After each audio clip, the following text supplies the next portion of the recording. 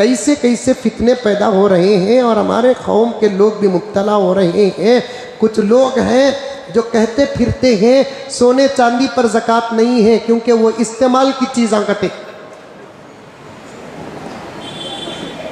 और बोलने वाला कौन? फिसल बंडा। कहां बोल रहा है? दुकान में बैठकर क्या हालत में बोल रहा है? फासिकाना लिबास।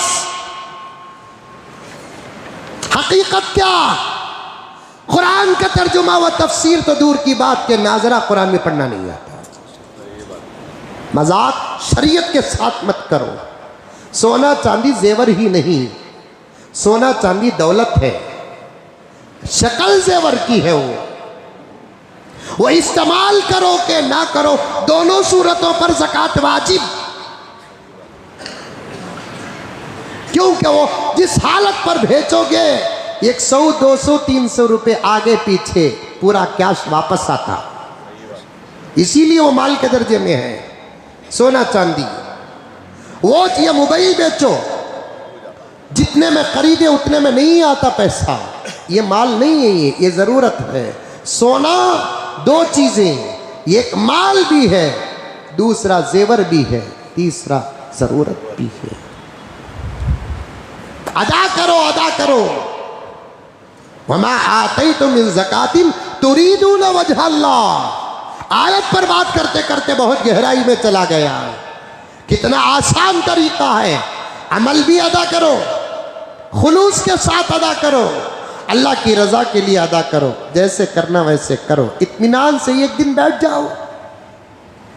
दे रहे ज़कात मेरे भाइयों मुसलमाना, दे रहे ज़कात। मैं इल्ज़ाम नहीं लगाता, ताना नहीं देता, देते हैं, लेकिन जैसा आया वैसा। मैं माहौल में रहता हूँ, शिकायत नहीं हिकायत है। रसीद लिखते, मदरसे की मस्जिद की रसीद लिखते। क्या हाजी साहब, ज़कात लिखना की, सदका लिखना की, अतिया लिखना की, ऐसा जवाब देते दिल चूर चूर हो जाता। क्या तिवी लिखो हज़रत? अल्लाह अकबर। इससे साफ पता चलता है देने वाले के अंदर न ज़कात की अहमियत है न ज़कात का हिसाब है। बात सही है कि गलत है?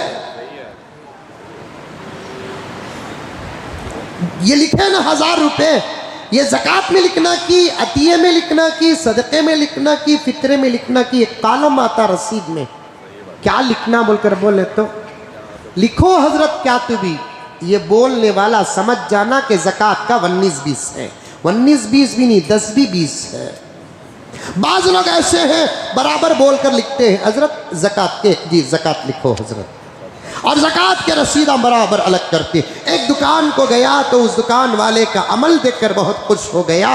वो साफ कहने लगे कि हजरत मेरी ज़कात तकरीबन घर में मेरी अम्मा का और मेरी बीवी का और मेरे बच्चियों का सबका जेवर मिलाता हूँ तो तकरीबन इतने लाख रुपए का जेवर बनता है हजरत। मैं इतने कई को बोलिया मालूम क्या, तुम्हें नोट नहीं करना बोल को, क्योंकि नोट करते करते अगर दिल्ली तक बात चलेगी तो दिल्ली डायरेक्ट उनके पास नहीं जाता, पहले मेरे पास आता। वो कौन बोल बोल को, फिर मैं उनके पास जाता हूँ। मुझको क्या करना है, मैं बचने के वास्ते दूसरे को अटकाना पड़ता, चलता नहीं चलता दुनिया में।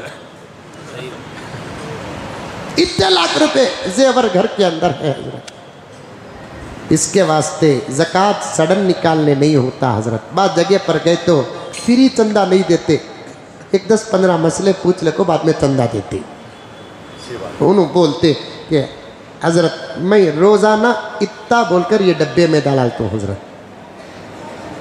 साल का हिसाब करे तो हजरत अल्हम्दुलिल्लाह घर के पूरे गोल्ड की ज़कात ये डब्बे से निकल जाती है हजरत।